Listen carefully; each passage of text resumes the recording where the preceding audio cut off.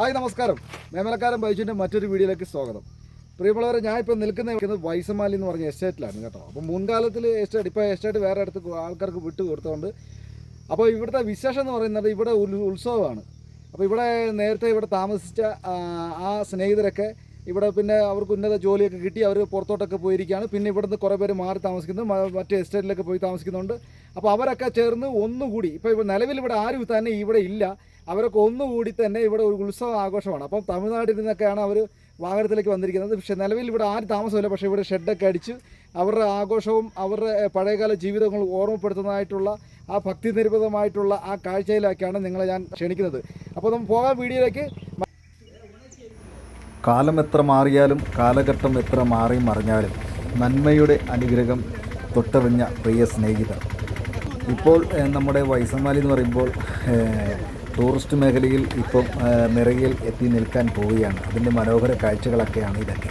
എന്നാൽ പഴമ മറക്കാതെ ഇവിടെ നിന്നും കടന്നുപോയ പ്രിയ സ്നേഹിതർ തൻ്റെ കുഞ്ഞുങ്ങളൊക്കെ ആയിട്ട് ദൂരദേശത്തിൽ അന്യ സ്റ്റേറ്റുകളിൽ പലയിടങ്ങളിലൊക്കെ ആയിട്ട് ജോലിക്കായി സംബന്ധമായി പോയവരൊക്കെ നിലവിൽ അവിടെ ഒരു മനുഷ്യൻ തന്നെ ഇല്ലാഞ്ഞിട്ട് പോലും ഇത്ര മനോഹരമായിട്ടുള്ള ഉത്സവങ്ങൾ നടത്തുവാൻ വളരെ ചെലവുകൾ ഉള്ള ഈ കാലഘട്ടത്തിൽ അവർ ഒത്തൊരുമയോടെ കൂടിച്ചേർന്നിരിക്കുകയാണ് ഈ ഉത്സവത്തിനായിട്ട്.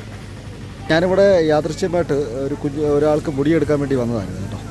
അപ്പം അന്നേരത്തേക്ക് അവരുടെ നേർച്ചയുടെ ഭാഗമായിട്ടാണ് വന്നത്. മുടിയെടുക്കാൻ വന്നപ്പോഴാണ് നമ്മുടെ ഇവിടുത്തെ വിശേഷങ്ങൾ നിങ്ങളുമായി പങ്കുവയ്ക്കാൻ ഉദ്ദേശിക്കുന്നത്. അപ്പം അതിൻ്റെ വിശദ വിവരങ്ങൾ കുറേ കാര്യങ്ങളൊക്കെ ഉണ്ട്. അപ്പം നമ്മൾ ഇവിടെ ലൊക്കേഷൻ അത് കാര്യങ്ങളൊക്കെ വളരെ മനോഹരമായിട്ടുള്ള പ്രദേശമാണ് വൈസൻമാലി എന്ന് പറഞ്ഞത്.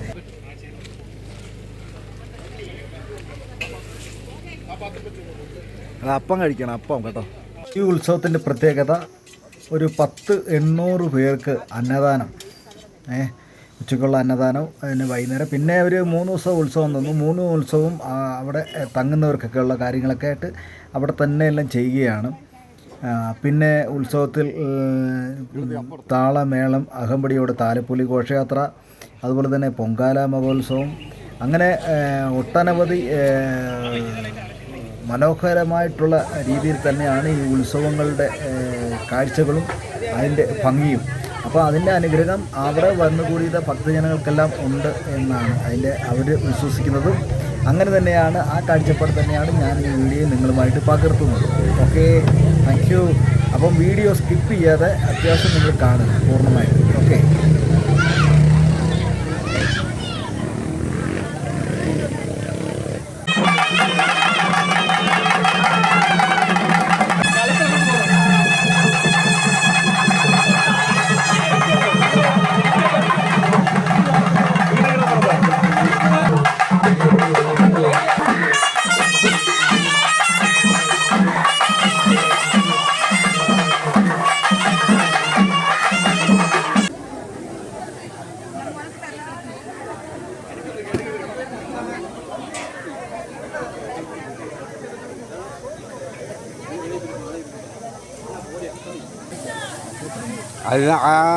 அதுக்கு தான் நீ கோவப்பட்ட.